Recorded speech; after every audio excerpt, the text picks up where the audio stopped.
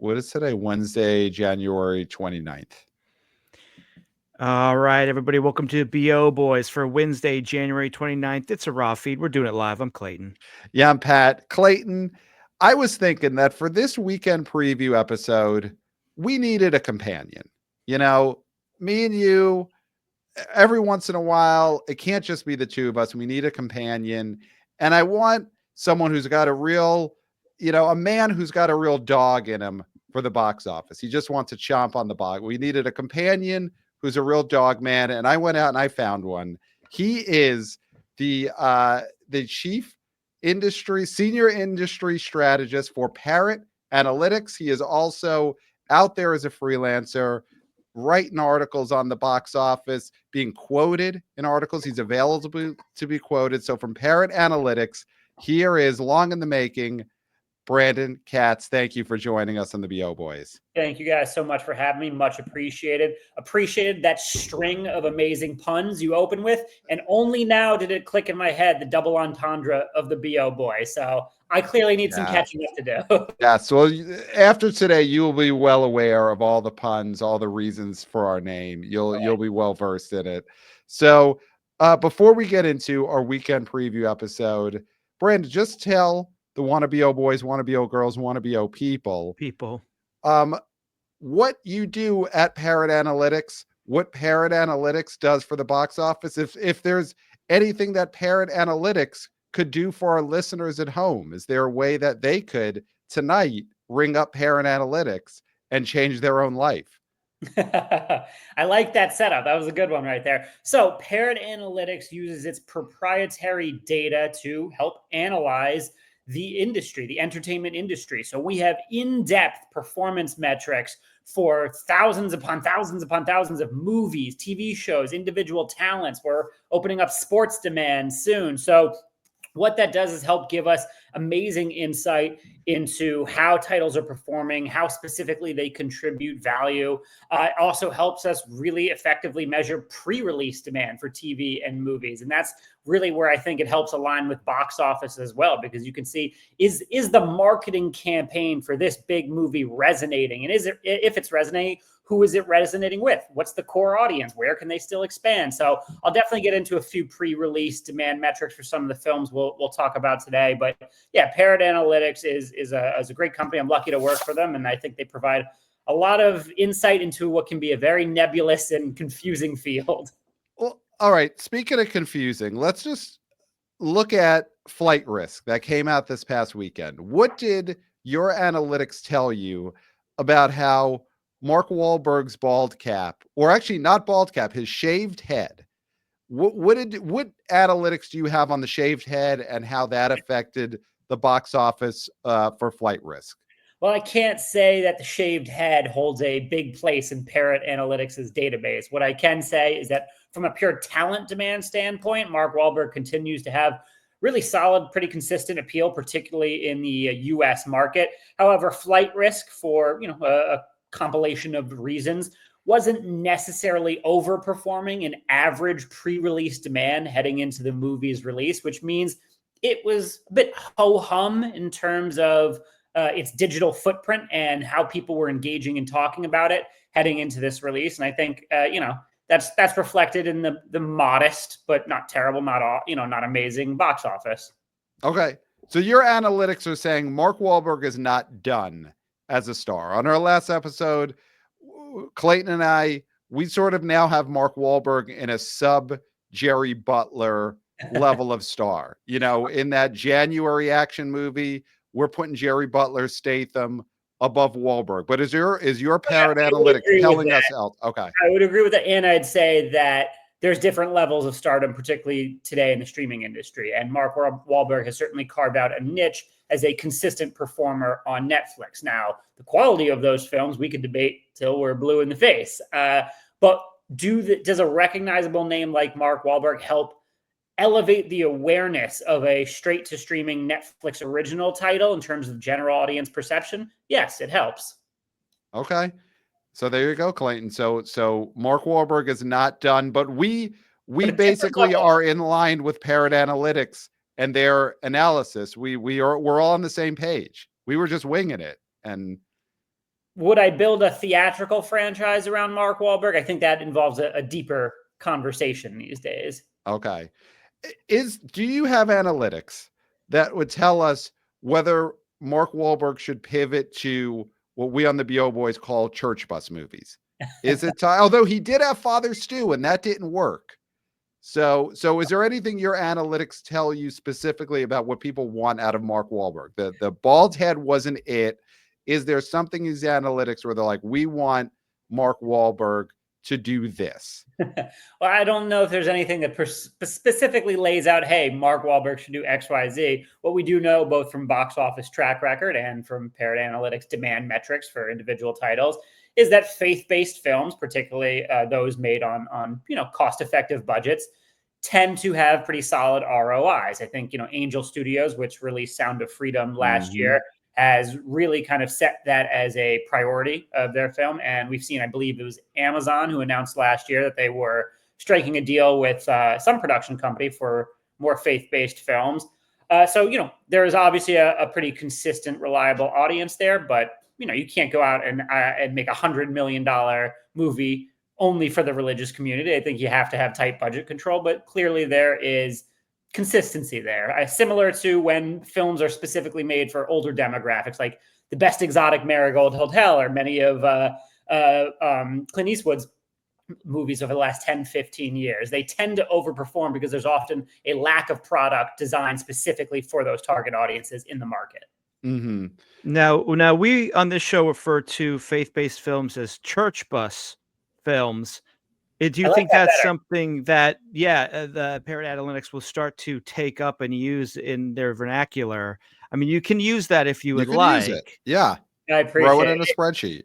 If we put it in the spreadsheet, I will be sure to credit the BO Boys. Yes. Thank you. That's all we ever ask is we want to be in your spreadsheets. Just put a little parenthetical. This column is from the BO Boys. Yeah, it's what you deserve at the very least. Thank you. So you mentioned Sound of Freedom. I just want to know, what was it like in the headquarters of Parrot Analytics a year and a half ago when Sound of Freedom was happening, when that was going on? Was this just full on people running up and down the halls of Parrot Analytics saying, what's going on here? You got to see it. Or did you guys call this a month out? You're like, no one else is sniffing this, but we know that this Sound of Freedom thing is going to destroy Dead Reckoning Part 1 and be the biggest story of the summer. Well, before I worked at Parrot Analytics, I was an entertainment industry reporter, and I was a former film and TV critic. And when you're a reporter, you are obviously paid to be objective and as unbiased as possible. So in that role, I used many different data sources to help provide insight into performance. And Parrot Analytics was one of them for many years. And even then, before I was paid to champion this company, I always noted that their data, our data, had a very keen ability to identify titles that were punching above their weight. Mm-hmm. And I continue to come back to that so much with my clients, so many times looking at various case studies, because Sound of Freedom is a perfect example where a month out, we were like, listen, we're not necessarily expecting it to, 100 million domestic, but this is clearly tracking above what expectations are. Something is happening here. And I think we should raise the projections industry wide. So we did see something coming. I will not say that we saw the success that it ultimately produced quite as clearly, but we certainly saw it outperforming initial expectations. Okay. We're going to get to this weekend's movies. We're going to preview this weekend, but just looking a couple of weeks out, month out, Captain America, Brave New World. I mean, this is one of the most important movies of this season, for sure. We haven't had a blockbuster yet. It's a big test for Marvel, like Deadpool and Wolverine. That did what that did, but that's its own thing. Right. This is Marvel trying to fully get back on track. What is it looking at about it? We're about 2 weeks out, 3 weeks out, right? That opens on Friday, the 15th or so of February. What is Parrot Analytics feeling right now about this movie? Are people excited?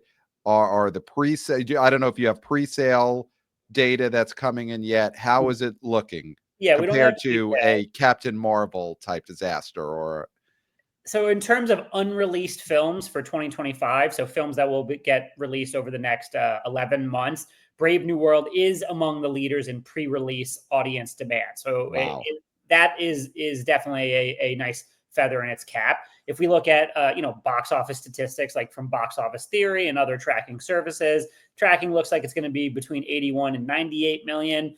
If so, a healthy debut. If we're just talking pure industry opinion, as someone who's now paid attention to this industry for the better portion of their adult life, I do think it's going to be a little bit more of an uphill battle. I mean, they are selling a tricky concept, an entirely new Captain America. Anthony Mackie is a very talented performer, but not synonymous with the character and is not a star in his own right that can put butts in seats.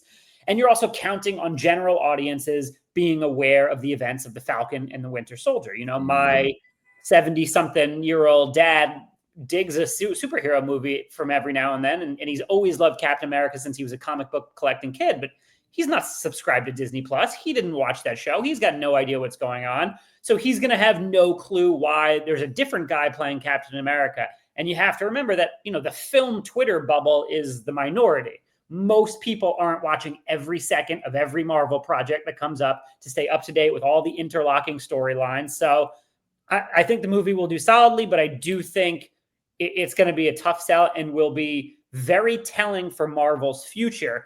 Can they create new iterations of these quote unquote OG characters that are bankable consistently? So that'll be a big test. Yeah, that really does feel so important just because Thunderbolts Asterix is the next Marvel movie coming after that. And just PR wise, I think if Captain America Brave New World bombs, it's not going to bomb in that it's not going to open to 30 million, but if it does 50 and doesn't have great legs, then it really becomes like a PR nightmare for them as they try and advertise another movie that doesn't have movie stars a few months later. It's going to be tough because you're absolutely right that it's similar situation where you're again counting on B or C characters and general audience knowledge of all the different, Marvel TV shows. And that's a lot of buy-in. And I do, if we're going to stick with stupid puns, instead of box office legs for Brave New World, it would be wings, right? For Falcon? Yes, it would have to be wings. Right yeah. there. But wings could get clipped. And it's better to have bad legs because falling from a standing position is one thing, but falling from getting your wings clipped, that's a disaster. And that's where they're at with Captain America's. If those box office wings get clipped, we're looking at another movie that'll probably be affected by it. Yeah. And I mean, look at, Batman v Superman, of course, pretty rough legs, but when you're talking about 860 million or so worldwide, maybe it underperformed expectations. Absolutely. But it was a profitable film. Whereas we look at like something like Captain Marvel, lost one of the biggest blockbuster movies in the red in recent memory. Right. So yeah, Marvels. We keep saying Captain Marvel, but it's actually just Marvels because Captain Marvel was a huge hit, but Marvels was the big bomb. But I feel like aren't they already showing a lack of confidence in their own product by re-signing Robert Downey Jr.? That was a big deal. But now Chris Evans is coming back in some capacity at the MCU. So aren't they already saying, all right, well, get through this and then we'll have something for you? That to me feels like a lack of faith. And they're bringing back the Russo brothers to direct and the same screenwriters. I mean, it's hilarious because ironically, it is synthesized by Thanos' famous quote, where did your failures bring you? Back to me. Mm-hmm. Again, Marvel still obviously is able to generate a profitable, well-liked superhero blockbuster like a Shang-Chi without, the kind of old guard of the MCU, but retreating to the perceived safety of all these familiar names and concepts is, as a fan, a little creatively disappointing. And the more time goes by, the more, I don't want to say annoyed, but the more lackluster I feel about Robert Downey Jr. as Dr. Doom, even though he's a fantastic actor, will probably kill it. I don't know, it feels like a missed opportunity to bring some exciting new life particularly on the heels of losing, the Kang character. Right. What if they're bringing Chris Evans back, but it's to play his character from Cellular? Would that be something that A, gets the fans excited, and B, shows, okay, they're not just doing the same old thing. They're not having him play Captain America or Johnny Storm. They're having him play guy from Cellular. Like, well, I think since that movie bombed when it initially came out, I don't know if it's going to really rev the juices of general audiences worldwide, but I really like an unexpected twist. So I like where your head's at, Pat. Yeah, I mean, that's what they did in the Deadpool Wolverine movie. Is Chris Evans is in it. Oh, you think he's Captain America? Nope, he's playing Johnny Storm. So that could be the way of Chris Evans saving face, is that he's not playing who you think he's going to play. He's going to play his character from not another teen movie. That would be huge if that's what they brought Chris Evans back for. I would be excited to see that. Or I mean, I guess Downey's been announced as Dr. Doom, but if they had brought him in back to the MCU and he's playing the Judge, that would have been, I think, a big coup and sort of like kept us on our toes. Harrison Ford for Brave New World. What is Parrot Analytics? Is there anything you could tell us about? Does the young moviegoer give a rat's behind, and I'm going to say it, a rat's behind, about Harrison Ford as Red Hulk? Are you seeing any data on teens being excited that Harrison Ford is going to be the biggest star in this movie? I mean, Harrison Ford has been a generational, multi-decade movie star for a reason. And that's because he's got talent. He resonates with audiences. Of course, his main fan base are going to be older demographics. But when we look at the audience demand for Harrison Ford, we do see that 16.4% of his audience is actually in the Gen Z 16 to 25 age range. So, wow. That's the second smallest between Gen Z, Zennial, Millennial, and Gen X Plus. That's how Parrot breaks it down. So I'm not saying it's top two, but the fact that it's above 15% is pleasantly surprising to me. I would have guessed before looking that up that it would have been 10, maybe less than 10%. But clearly, I think the Star Wars sequel trilogy probably reintroduced Harrison Ford to a degree to a younger audience. And Shrinking is incredible on Apple TV Plus. So he's managed to stay relevant because he's just a darn good actor and a likable curmudgeon. So it wasn't Up Close and Personal that Gen Z knows him from. Is it? It might be. I don't know about that one. Is it possibly? And now, Clayton, you give Harrison Ford a hard time a lot about being the world's angriest pothead, but could that be what the youngsters are relating to? Is that Harrison Ford likes to, and this is why you got to watch us on YouTube, not just as a podcast, he likes to toke up. And I did the toke up sign right there. I did the toke up, and maybe that is what the young moviegoers like about Harrison Ford. Well, I mean, possibly. And I think if he got hooked on Zins, I think that would also really cross over to a younger demographic. I think if he pulls out a 10 the next time he's promoting this movie and talking about how he did it just for a paycheck, and then he pops a Zin in his cheek, I think then you've got, I mean, that's going to be all over the place. What do you think of some of these media tours that especially these Marvel stars end up on? I mean, I saw Anthony Mackie, and of course everyone's political opinion go with God there, but he's out there playing Captain America, and he said something about how Captain America doesn't represent America. Harrison Ford, every chance he gets, is saying how he's doing it for a paycheck. Do you think that these are helpful to the box office? Some of these press tours that the stars go on, where they just we love when they let loose. We love as an audience, let them let loose. But do you think that helps the movie? I mean, of course, press tours and marketing the film are crucial to getting audiences into theaters in opening weekend. I mean, obviously The Rock has come under some more divisive perception recently, but nobody in Hollywood is more willing to go on the road across the world and stump for their movie harder than The Rock is. And I think that does help raise the box office floor for how much he puts in.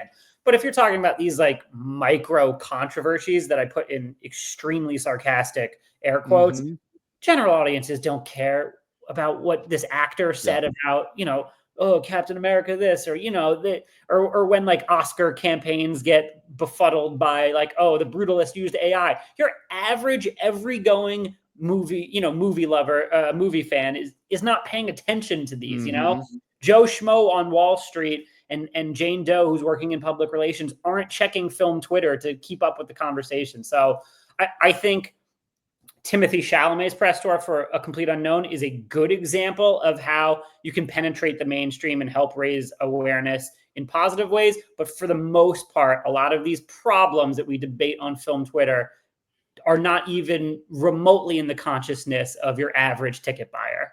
So when you're putting your Parrot Analytics equations together, these micro press tour controversies, you're weighing them down in the equation. I know you have your proprietary equations and you should monetize those as best as possible, but so you'd have to give us the exact formula. But within that formula, press tour gaps, very minimal in your formula. Well, we can do sentiment analysis for individuals and for titles and see what audiences are saying online. What is the common threads? Is it positive? Is it neutral? Is it negative? What are the things people respond to and like? What do people dislike? So if we need to dive deeper for projects and clients and things like that, we do that. I haven't done that for this little mini Anthony Mackie quote, so I couldn't even begin to tell you. But my gut feeling after knowing this industry for quite a long time right now is that nobody cares, really. Nobody cares. Great. Well, is there one in your memory that does stand out as something that actually did make an impact? Can you think of any? Because I'm sort of trying to rack my brain, and I personally can't think of anything. So, I mean, that is, we say also like tweets aren't ticks. That's another thing. But there has to be some controversy that has affected things negatively at some point. The most infamous one is obviously Tom Cruise on Oprah's couch. Yes. What should have been an innocuous interview that passed by with barely any notice, which almost sunk his career, though he returned obviously in kind of thundering force. So that's like, an infamous one. I think kind of the controversy around Scarlett Johansson in Ghost in the Shell. That was one that, again, wasn't necessarily on a dinner topic conversation for every general moviegoer, but I think penetrated enough that you did see some mainstream news outlets that weren't entertainment focused picking it up. It did become a talking point, I think, for, political reasons and things like that. So occasionally, they do break through.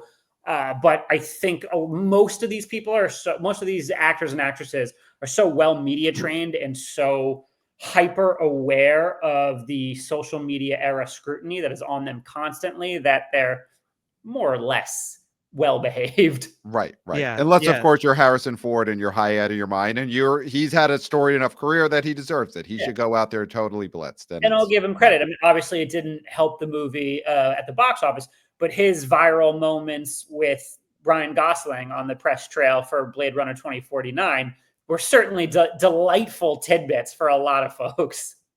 So a movie I want to ask you about, because Clayton and I were in a box office fantasy league. So we've each drafted movies for the year, and there's a lot on the line. We could possibly lose our hosting duties to our intern if we lose this league. It's a huge story. So I've got the Minecraft movie coming out in a couple of months. And what is the early buzz that you're hearing on that? Is, because I feel like that's a movie that could just go two completely different ways. There is a chance it will outright bomb. There's another world in which it's not as big, but a version of the Super Mario Brothers movie. I mean, this movie really is, to me, got a wide range. So are you hearing any early buzz? And on the controversy thing, Jack Black firing KG from Tenacious D, does that affect the box office for a Minecraft movie? Is that something that you're KG. seeing out there in the equation? Yeah, I don't think he fired KG. They paused that tour. I don't know. Okay. But then, no, that sort of thing does not register with casual moviegoers at all. I don't have any data on Minecraft at the moment. What I can say is obviously it is one of the best-selling games of all time. I believe 300 million copies worldwide, something like that. So something outrageous. But people forget built-in audience is great, but it is hard to convert a built-in audience that isn't from movies originally to go to theaters and check something out. It's not, it's not the same as just logging onto your computer from the comfort of your home and pressing play. So I do think it's tough. There's also the hybrid animation and live action, which is always a little hit or miss. I mean, Detective Pikachu, I think was not probably the best first step for putting Pokemon in a kind of grander medium. So I don't know. I think I agree with you that it's one of the highest variance titles of 2025, and that it could do well with, I think, that like young Gen Z, Gen Alpha audience, or it could just flat out bomb. But you know what? Jack Black is pretty much king of the unproblematics, and I love the guy. Great. Okay, and I'm glad to hear that any rage cage controversies do not affect the average ticket goer. They are flying above that. Just like Wonder Boy. Okay, great. Yeah, Minecraft. That's going to be, I think, one of the biggest box office days of the year is when we get those opening weekend results for Minecraft, because it could go so many different ways. And my whole season is on the line. And the industry is on a video game adaptation hot streak across the big and small screens. So it'll be very interesting to see. Yeah. Go for it, Clayton. Well, Borderlands sort of was a disaster, but it was apparently based on. Did you know that this movie, the script was written based on the director's dog using the restroom? Did you know that? Eli Roth? The impetus for that script was that his dog took a number 2, and that's how he wrote that script. Wow, that is very telling and retroactively makes a ton of sense given the film's performance and reception. Yeah, and Borderlands obviously not a Minecraft level success because it did sell a lot of games, but not as many as Minecraft. But you feel like Minecraft is just doesn't have the legacy Mario does. Yeah, but also is a little bit, why isn't it Roblox? Like, why isn't it a Roblox movie? I just feel like Hollywood is just a little bit behind on their video game adaptations. Five Nights at Freddy's seems to hit at the right time, but I just feel like Minecraft is maybe too old, but not old enough. Yeah, that is a sweet spot you want to be in. You don't want to be an Atari game. Like, you don't want to be Pong. Pong the movie would be a tough sell, but something that is too recent is a problem. And Mario was in that perfect sweet spot. Yeah, I don't know. You mentioned how hard it is to convert people from another medium, especially video games, to actually leaving the theater. Is that something that Parrot Analytics has in the algorithm, a way of, I guess, analyzing the get your fat ass off the couch equation? Is there a way that you could tell if a movie is got a strong enough selling point that it could get people's fat asses off the couch? And I say fat lovingly because the fatter the ass, the more imprinted into the couch it is. It's not actually a size thing. It's a how much your ass wants to stay on that couch. Yeah, we do a couple things. One thing is IP and topic demand, where we can obviously look at a book or look at a game or look at the general topic and see what the kind of market is for that. And what is the core audience for that and what are their interests. And we also can do concept testing for TV shows and movies that obviously haven't been made, to be like, hey, we want to, do this sort of genre with these 2 stars at this sort of budget level. Like, what do you project? And so, yes, that is something that's in our wheelhouse. Got it. Let's talk about this weekend's movies, because we got 2 new wide releases this weekend. We got a kids movie and we got a sort of horror thriller, aimed at younger people's movie. Let's start with this Dog Man. So this is from the Captain Underpants universe. So I love that Captain Underpants is now spanning a universe.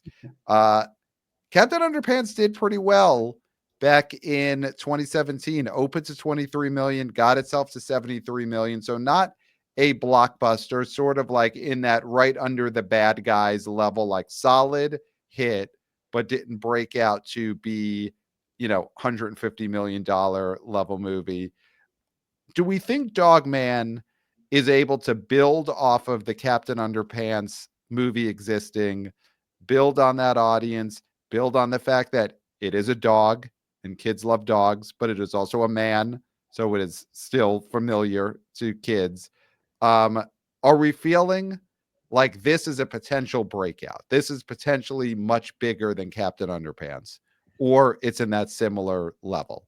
Well, it is tracking above average in pre-release demand, according to Parrot Analytics. I mean, having said that, it's not lighting the world on fire, but it's certainly, I think, doing better than I would have initially expected before hopping on this podcast and looking up all that stuff this afternoon. I think if we look at traditional box office tracking from multiple sources that have been reported, I think it's aiming for like a $21 to $28 million weekend. So probably split the difference and say 25 million. So, that would be a certainly a healthy opening. I don't think it gets it to blockbuster level, but at the end of the day, this is another DreamWorks animation feature. They continue to do great work, and Universal has really leveraged DreamWorks animation and Illumination incredibly well, to the point that they're genuinely challenging Disney for the family-friendly animation crown. And family-friendly movies obviously are 4-quadrant and tend to do pretty well, particularly in 2024. So do I think this is going to be, a $500 million breakout? No, but do I think it's going to have a solid ROI based on all the available factors we know right now, a couple days before it releases? Yeah. Pete Davidson. Yeah.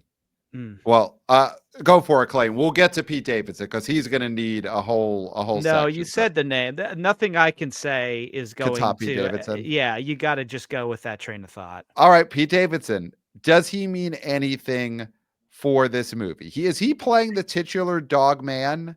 I know he's the top billed here, so he's the villain. He's playing a cat, I believe. He's the cat. Okay. All right. Well, that's interesting. Has Pete Davidson ever played a villain before? He's played, guys who are annoying and guys who maybe accidentally screw your day up, but he's never played a villainous cat yet. So do you think that is a value add? Pete Davidson? No. Okay, Brandon, tell us what your Pete Davidson number is telling you. No, I don't have any numbers in front of me. I just, no disrespect to Pete Davidson, I just don't think he moves the needle in a supporting voice cast role, particularly for very, young kids. I thought Transformers 1 was a really interesting example because I hadn't really seen this too much in the lead up to Transformers 1 last year. The advertisements for the movie were showing filmed scenes of Scarlett Johansson and Chris Hemsworth actually doing the voiceover work. They weren't necessarily always showing the trailer for the movie, though, of course, that was everywhere. But a huge emphasis was showing behind the scenes actual footage of those two star human beings doing the voice work, which I'd never really seen before. I thought it was a clever idea. And it didn't matter. It disappointed at the box office, despite being a really solid film. And I think that's just a microcosm for the larger shift, which is the kind of dearth of true blue bankable movie stars. So if those two, who are much bigger, much more profile, much more 4-quadrant than Pete Davidson, weren't going to move the needle for a proven IP at blockbuster levels, then is Pete Davidson in a supporting role for Captain Underpants going to mean anything? No. Okay. He is playing, I'm looking up, he's playing the world's evilest cat. So this is not just any villain. This is the most evil cat that has ever existed. Yeah, when you say it like that, that changes the entire. Okay. We're talking that level of villain, the Joker of cats. And I mean, I got to say, I've not spent a lot of time in the Captain Underpants universe myself, so I didn't know too much about what's going on with this Dog Man. But Dog Man is a hybrid between a dog and a police officer who was created as a result of a medical operation that fused an injured officer together with his pet dog. Okay. Does that sound like that could be too heavy for kids when the word fused is in your main character's description? Because this sounds like is this RoboCop for kids? Is that what this Dogman is? Is this the modern day RoboCop? I mean, Clayton, are you more enticed to see Dogman after hearing that? It's Rover Cop. There we go. It's Rover Cop. I mean, there you go. That should have been the name of Dogman, is Rover Cop. Yeah.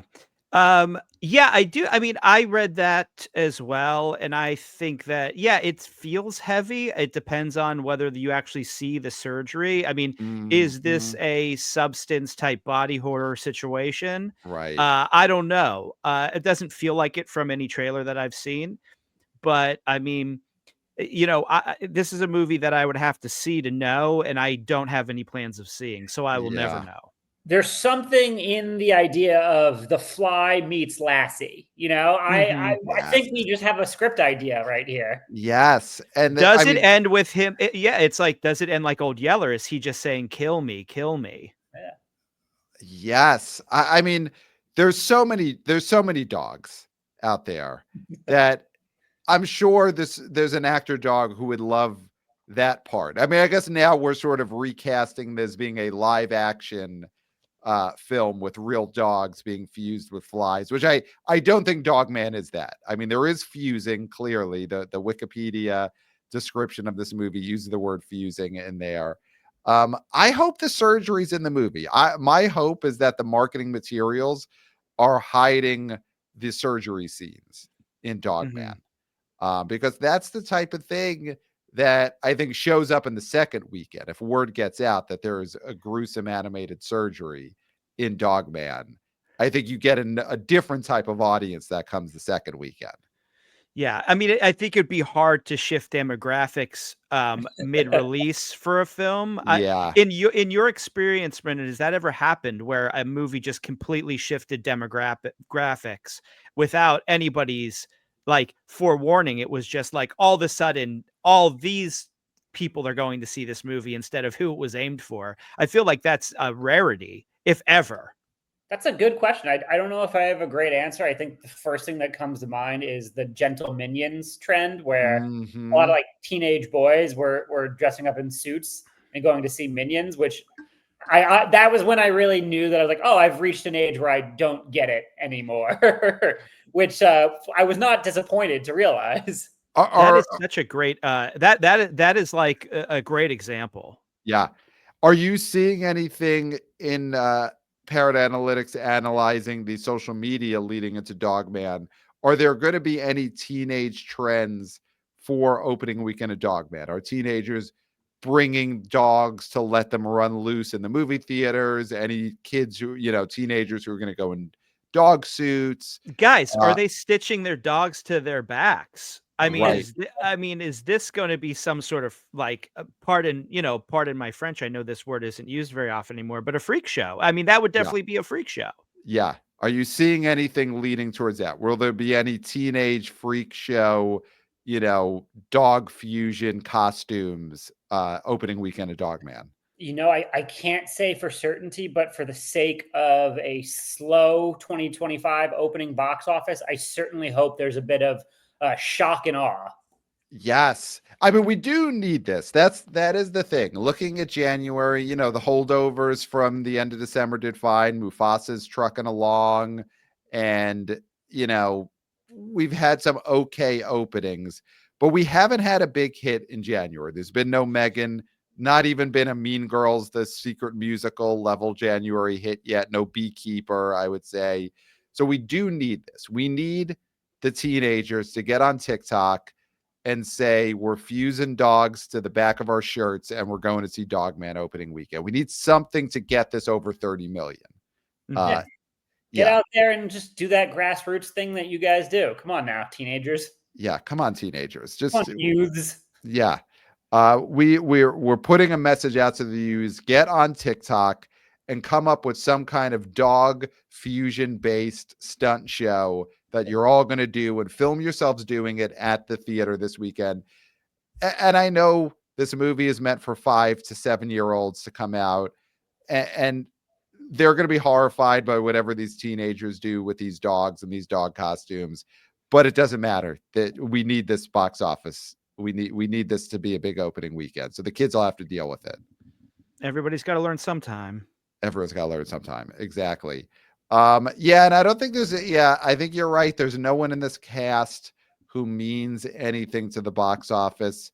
Ricky Gervais is Flippy the Fish, so he's cashing these paychecks. Ricky Gervais living off of the fame from 20 years ago. He gets to be in Dogman.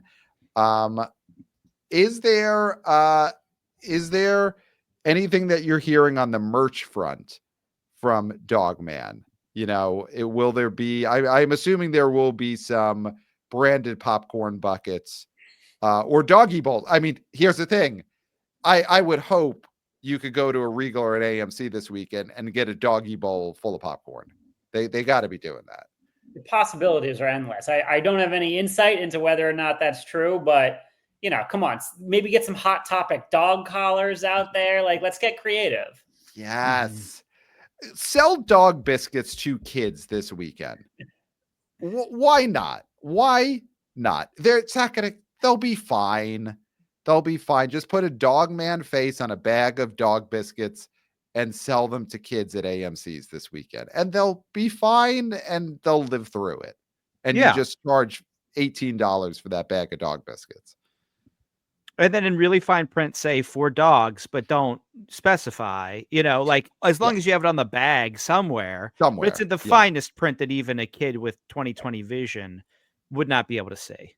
And then are we talking dogs D-O-G or dog like D-A-W-G? You got that dog in you. Oh, I mean, there you go too. I mean, that's where the dog collars come in too. You got that dog in you. You get the Dogman branded dog collars to wear out to the clubs and stuff, and doggy bowls full of popcorn, bag of dog biscuits for kids. Does Parrot Analytics track or get any kind of numbers from in-theater merchandise or concessions? That has been a big thing that Clayton and I at the BO Boys have always lobbied for. Is we need to get concession numbers from these theaters. How much popcorn has each movie sold over the weekend? That would be a game changer. Does Parrot Analytics have any insight into that, or are you also trying to get those concession numbers? I wish we did, but I can firmly say we have zero insight into that very specific niche. I mean, wouldn't that be a total change in how we look at movies? Because imagine if we found out that Flight Risk underperformed, only opened to 13 million, but it sold 80% of the Mike and Ikes that were sold this opening weekend. I mean, then you look at that movie in a different way. If the Flight Risk fans are over indexing on jujubes and, screw caps and all of these candies at the concession stand. It certainly represents a whole new world of direct marketing possibilities. Yes. Yeah. And for you guys, it's just all these new numbers to analyze. I mean, these are brand new spreadsheets that you can monetize if you got the concession numbers. Yeah. With, of course, the BO Boys branding. Of course. We get our name in that column. Right. And that's all. We're just looking to monetize single columns within larger spreadsheets. Yeah. We get our beaks wet with soda. Of course. Yeah. So the other movie that is coming out this weekend is called Companion. It is produced by Zach Kreger, who directed Barbarian, which was a nice little hit a few years ago in the fall. I think it ended up legging out to around 35 million or so, if I remember correctly. But a very low budgeted movie. So Companion feels like a movie that is getting some buzz, though it's hard to tell just what that is going to translate to. But we've been a little starved, I'd say, this past month for a horror movie. And this is the most reliable genre. Do we feel like this is a movie that could over-index? Could this be and does Jack Quaid mean anything? Jack Quaid, I think, is the most recognizable star, him and Sophie Thatcher. Do either of them mean anything? And are you hearing any over-indexing on ticket sales or online buzz for Companion? Similar to Dogman, Companion is also tracking above average, I would say, in pre-release demand. I think traditional box office trackers have it between 10 and 15 million. Let's again split the difference and say 12 million.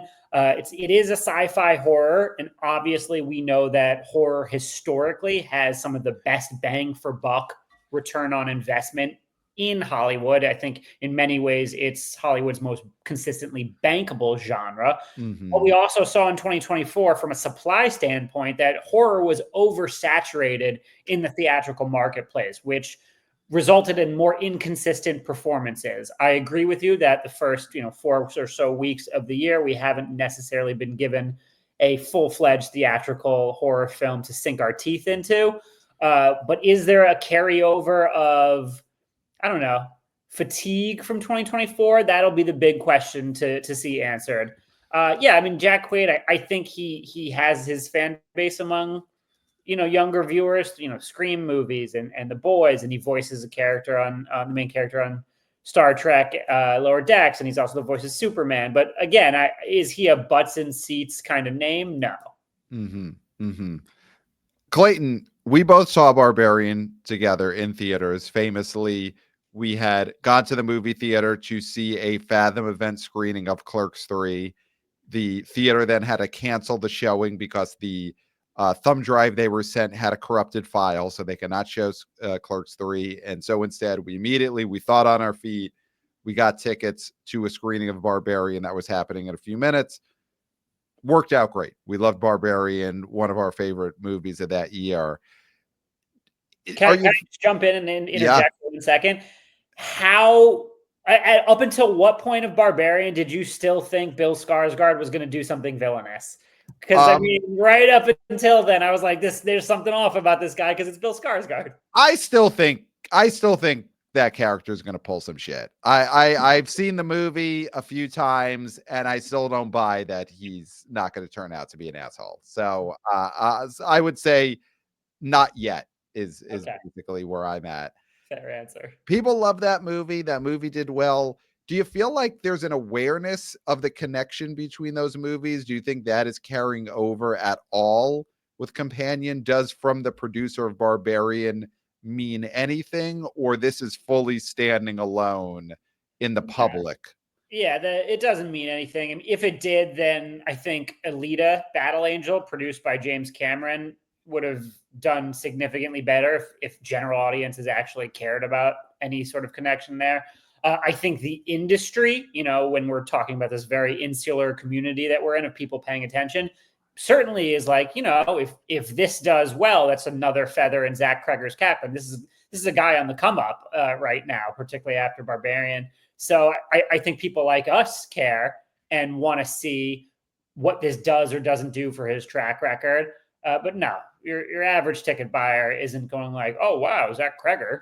Right. It's no disrespect to him. Not even the biggest filmmaker of all time can necessarily put people, Terminator Dark Fate, produced by James Cameron, didn't do well. What from the means the most and the least? I'm going to give you 4 possibilities. From the director of, from the producer of, from the studio that brought you, and from the guys who brought you. Those from this, which of those is the most meaningless and the most important? Really, really good question. So my good friend Paul DeGarabedian is a senior media analyst at ComScore. So he is the box office guy. And I've now known him since like 2016, so 9-10 years. And ever since I've known him, he said there's really, and this is backed up by their extreme, nationwide polling data.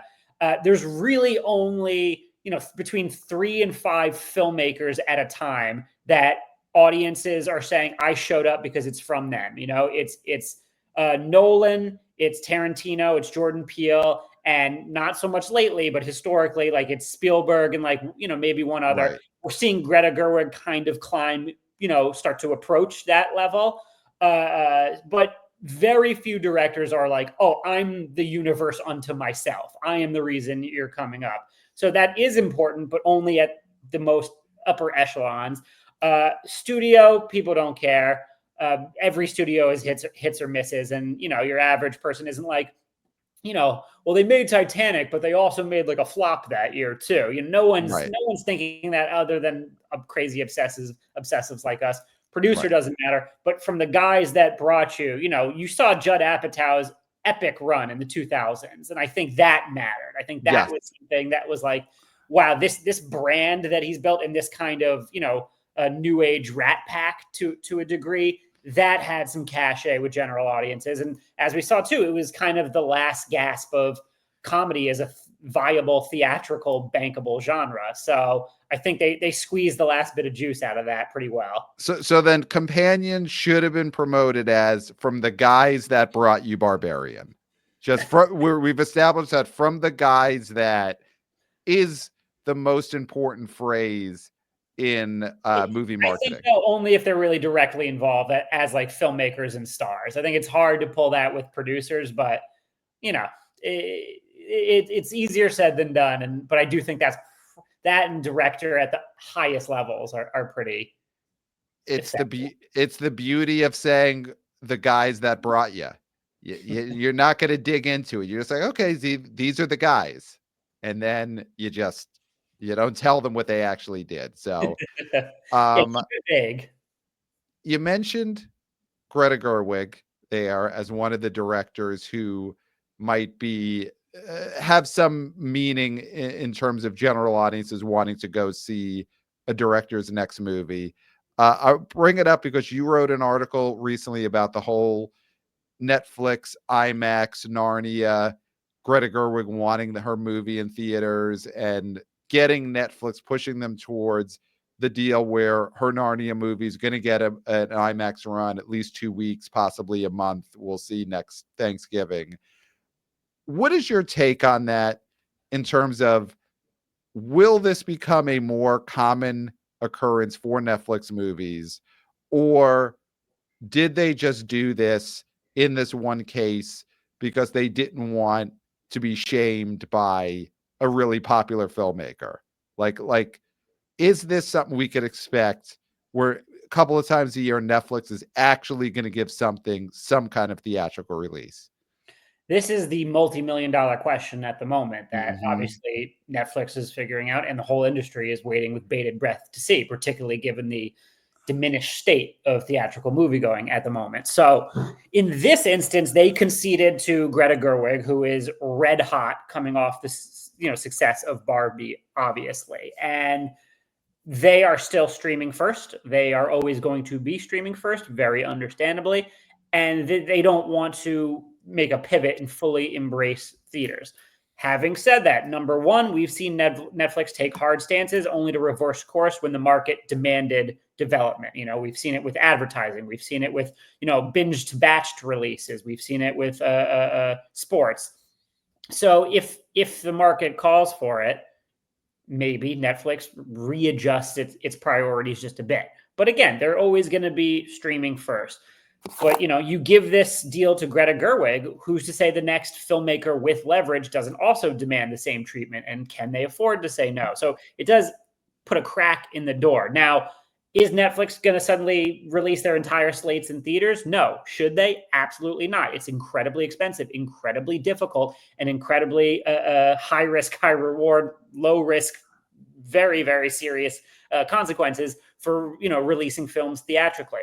But Netflix very specifically wants to develop franchises, and franchises can be multimedia monetization tools. So across a lot of different mediums beyond just the screen. You're talking about merchandise, you're talking about live events, things of that nature.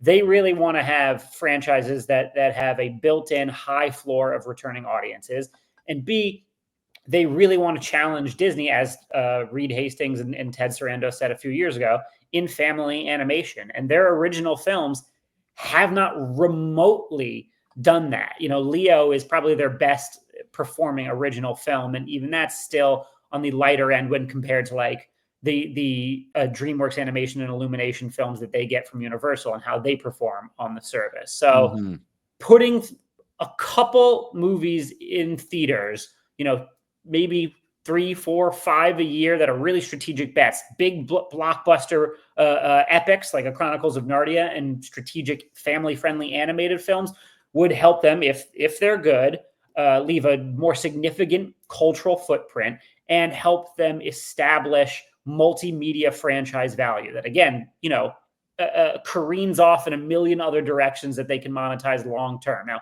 doing all that is time consuming. Doing all that is expensive. Doing all that is difficult. And right now, they don't necessarily need to take any risks or invest all that capital to do that. But long term, could it help them build out a kind of new revenue driving arm for the company, and particularly as they need new growth narratives in the immediate future? Yeah, I think it would be a smart idea for very carefully curated strategic bets, a couple films a year. So not Carry On. Like, I mean, are there movies of Netflix in the last couple of years that you would say that's one they should have put in theaters? Because, I mean, and Carry On did really well, and we're not the Streamo boys, huh? But Carry On did really well, I've heard, in their ratings and however Netflix measures views and minutes watched and all that. But if that had come out December 10th in theaters, do you think that's the play for Netflix, or it's just, or something like Leo, when that came out, they should have given that an actual theatrical run instead of just dumping it on the service? Yeah, I think there's kind of a two-part answer. So like Leo, yes, I think definitely should have. Number two, any blockbuster released straight to streaming does not make any economic sense. And you will not generate an ROI off a 200 million plus budgeted film solely from streaming performance. You just won't. The economics do not work. They never have. And there's a reason why, post-COVID, every major studio has A, gotten away from, those hybrid releases, and B, really, really stopped putting out big budget streaming exclusive films. Now you see that most of Netflix's movies and most of the other traditional studios straight to streaming films are mid or lower budget. So anytime Netflix has a blockbuster, they probably should put it out in theaters. Now, that doesn't mean it's going to succeed. Amazon's Red One with Dwayne Johnson was extremely expensive and had a very underwhelming box office performance. It did not make its money back at the box office. But by putting it in theaters and giving it the traditional marketing and promotional campaign that blockbuster theatrical films receive, it provided an unbelievable advertisement for the movie on streaming. Instead of being a no-name streaming exclusive amid a sea of thousands of streaming exclusive titles that you've never heard of, most general audiences were at least somewhat aware of Red One because of how much marketing it received. And Amazon announced that it had 50 million viewers in its first 3 days, though we don't know how they define viewers. It did incredibly well in Parrot Analytics' demand data. It did incredibly well in Nielsen streaming data across the spectrum of performance metrics. It did incredibly well. So couldn't you see a similar thing happen for Netflix's future blockbuster, that maybe it's a $200 million film, maybe it makes $185 million at theaters, of which Netflix keeps half, and crushes it on streaming? Now, if you're Netflix, wouldn't you rather have, 75 million in the pocket and a greater awareness of the title for its eventual streaming debut? I personally think so. Well, I mean, we'll throw this at you because this is the BO Boys working theory on that is Netflix will turn down that 75 million because in the end, they want to get rid of movie theaters. They want people to have no choice but to only watch movies on their couch. So if that means they make 75 million, but a movie theater makes 75 million, they would say, let's both take no millions, because and that's why you got to watch the YouTube version. Double bird. They're giving the double bird. You're not wrong. You're definitely not wrong. And let's be clear, Netflix doesn't need movie theaters right now. It just put up a record nearly 19 million subscribers in Q4, beating its biggest total from pandemic. It put up 41 million subscribers in 2024 as a whole, which is another record.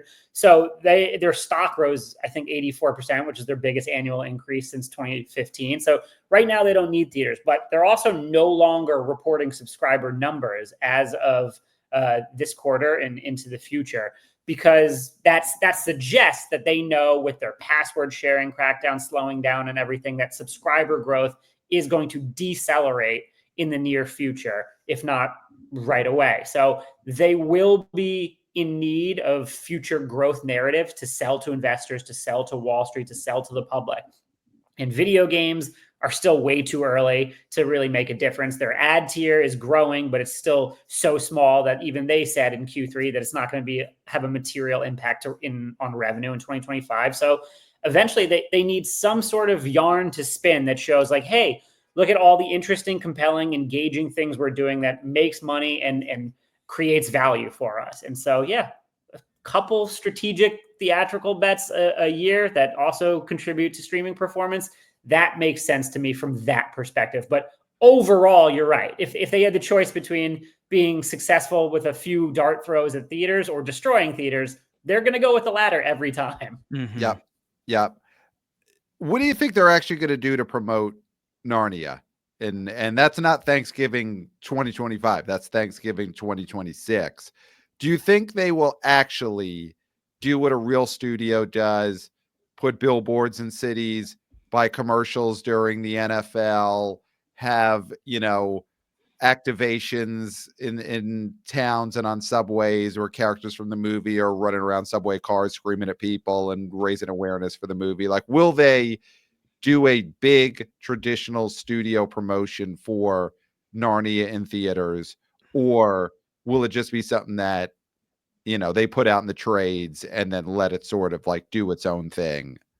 So according to Matt Bellany at Puck News, who broke the story originally on Netflix and Greta Gerwig's IMAX deal for Narnia, one of the negotiating points from Gerwig's side was that it must require a traditional theatrical marketing campaign. Wow. And so and Netflix did concede on that. And so for a $200 million movie, typically speaking, you're looking at like a floor of $80 million, and north of $100 million for a marketing campaign. So, let's use that as 80 as the floor, 100 million plus as somewhat of the ceiling for Netflix. I would very much expect a lot of money to be put into that. Now, the interesting thing is that Netflix doesn't have a theatrical marketing division because they don't really do that. So to build one internally is very time consuming and expensive, or to outsource it to someone who does do it is very expensive. So no matter what, they're a little stuck, but certainly it's going to be I think a robust campaign for Narnia.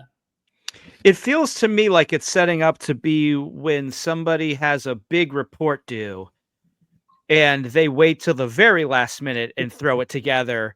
That feels like what the rollout for this Netflix promotion is going to be for Narnia, and we're going to see it.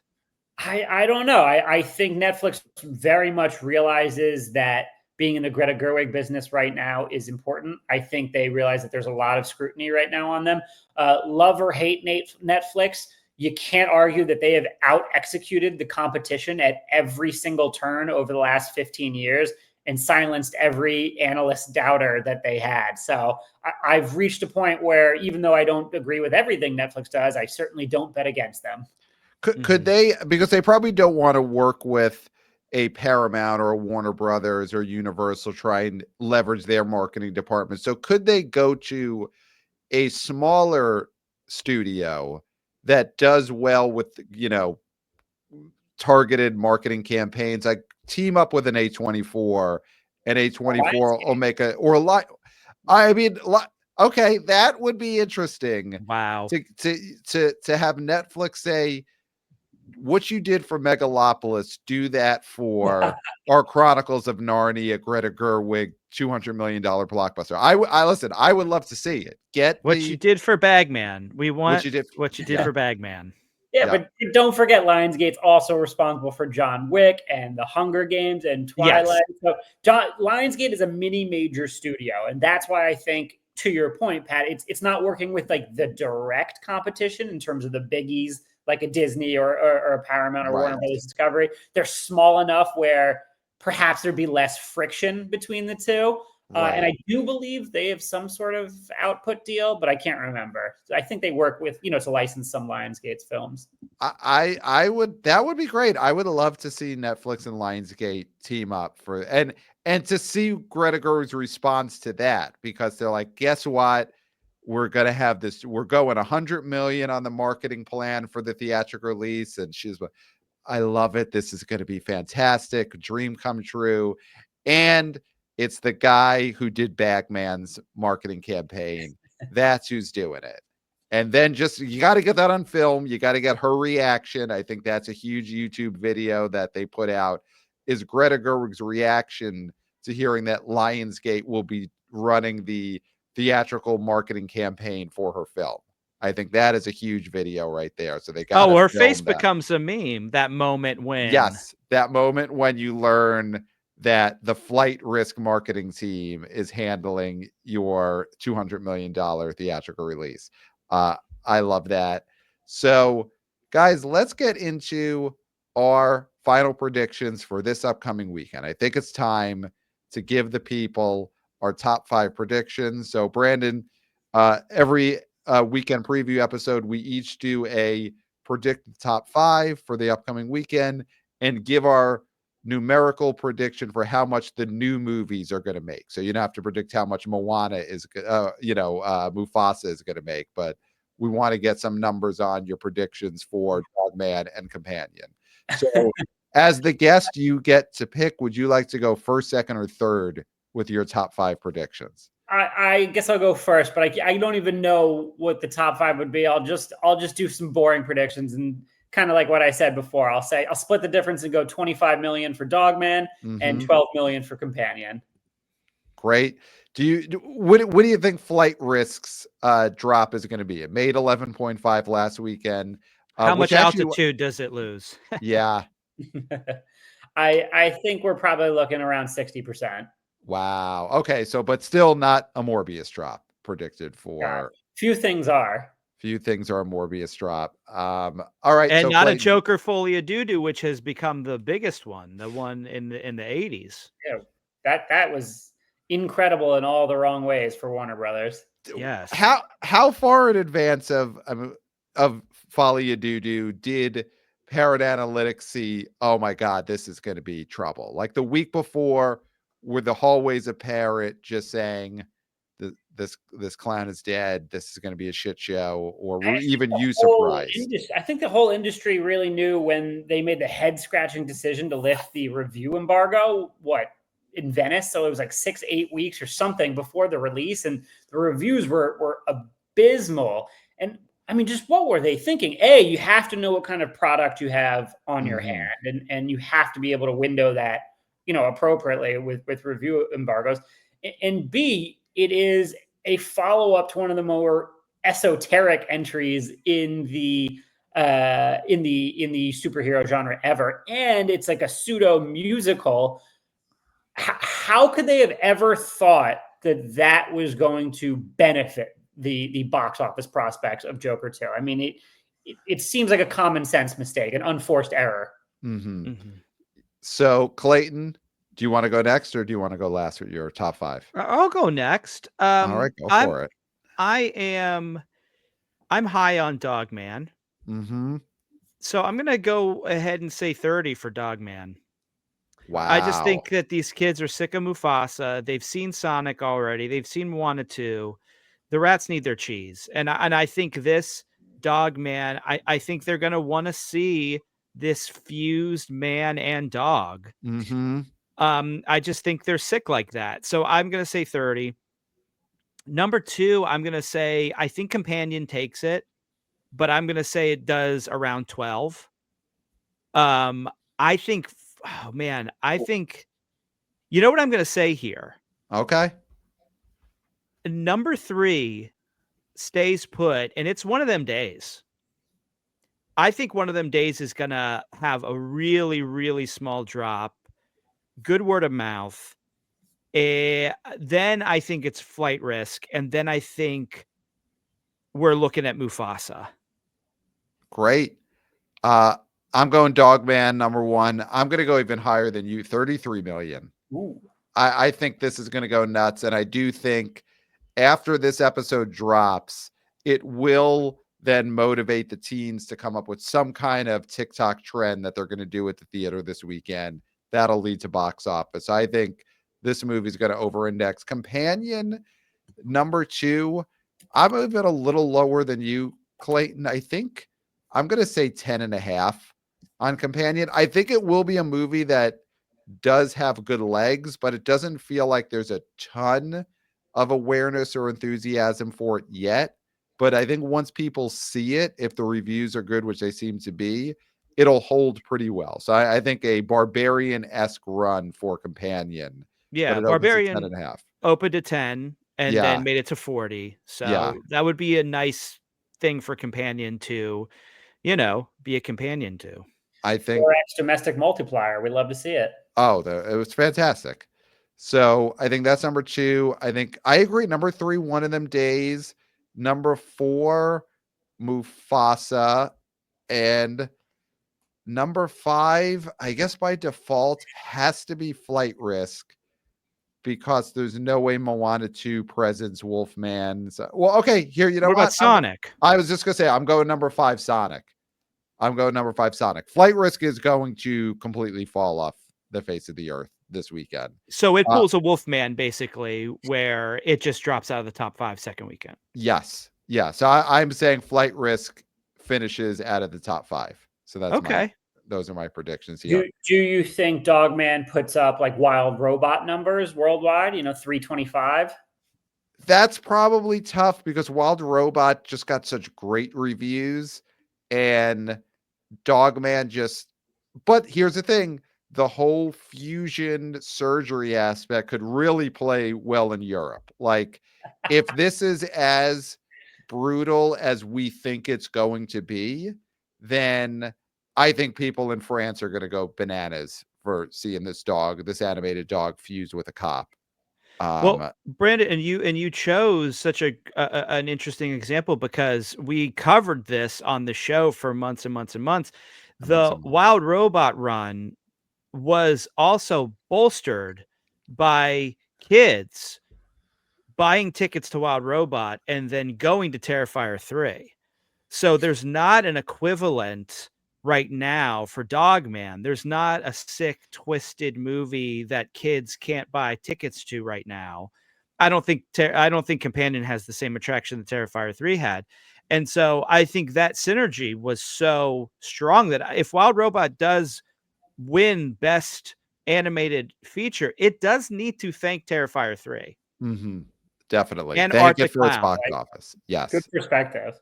Yeah. Yeah. The Wild Robot team, and I know tickets are limited when you're an Oscar nominee, you only get so many tickets.